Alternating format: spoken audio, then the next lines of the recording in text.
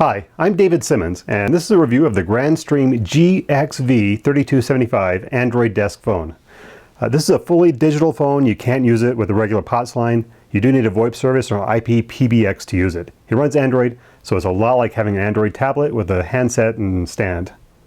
This phone was released just about a week ago, and I noticed there weren't many useful, informative reviews. The few reviews I found were from people who were wanting to sell me a phone and didn't go into great detail or show the phone in action. I don't sell phones, so we're going to take a look at the good, the bad, and the ugly. The phone itself comes with a base unit, a handset, a wall mount, an Ethernet cord, a handset cord, a power adapter, a cleaning cloth for the screen, and various documentation, including, I kid you not, your very own printed copy of the GNU General Public License. The build quality is pretty decent for what it is. It does have a little bit of the cheap plastic feel like everything else these days you get from companies not named after fruit. I do find that the handset cradle is a bit awkward. There's not quite enough clearance below the handset for the wire, so sometimes it's hard to get the handset back into the cradle properly. I do have one dead pixel on the LCD here, but I guess I can live with that. So when you plug the phone in here, it boots up in about 1 minute and 7 seconds. One of the most important features of this fine device is the ability to make phone calls. So let's check that out. Whenever you lift the handset, the phone immediately switches to the phone app. You put it back and it hangs up, switches back to the old app. You can also easily make calls with the speakerphone, just hitting the phone icon here. You hear the dial tone. We can make a sample phone call here.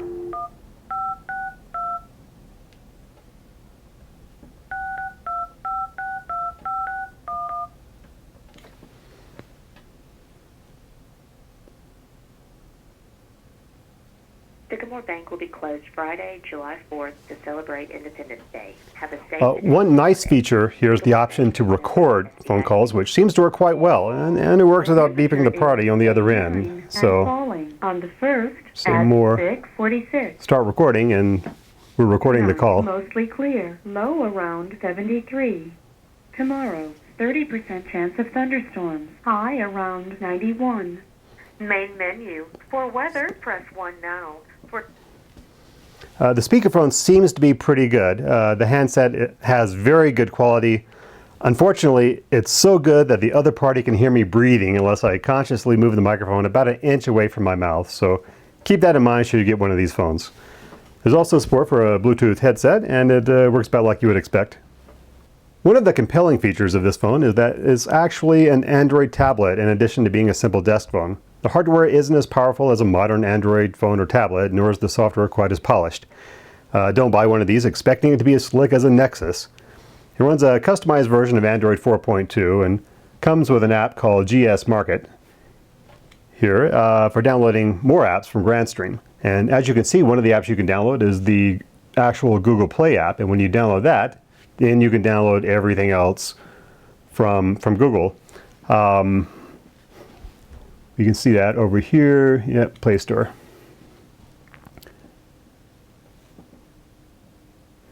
Google is actually very protective of their Google Play suite of apps and usually require devices to meet certain standards before a license is granted, so I am kind of surprised to see Google Play available as a download from Grandstream.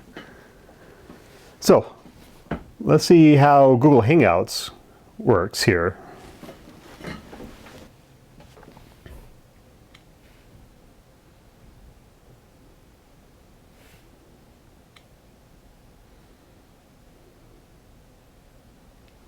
Yeah, I can start a video call with myself.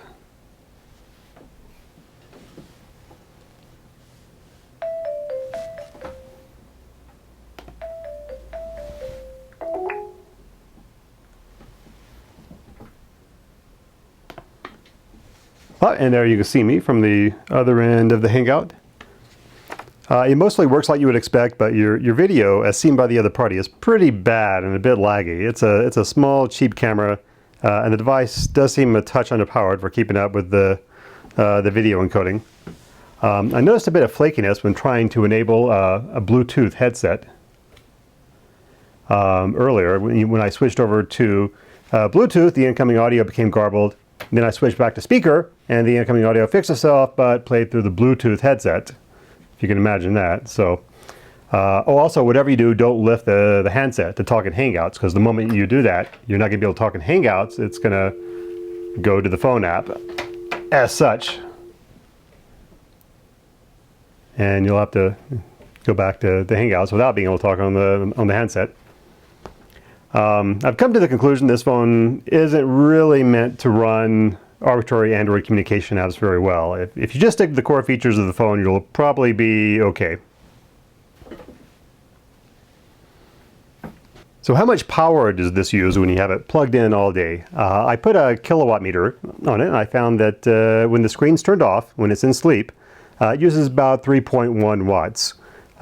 When the screen is on, it uses 6.0 watts. And if you have the fancy screensaver with the photo animation going, it'll actually use up to 7.2 watts. I have noticed a few other problems with the phone. Yesterday after a call, the phone wasn't able to go back to sleep, as if some sort of screen wake lock was in effect. So when I noticed this a few hours later, I lifted the handset, put it back, and then the phone was able to go to sleep again. The screen seems to pick up fingerprints very easily. I guess that's why they provided the cleaning cloth.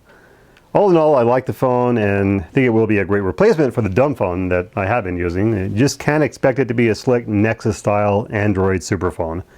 Well, I hope this review was useful, and thanks for watching.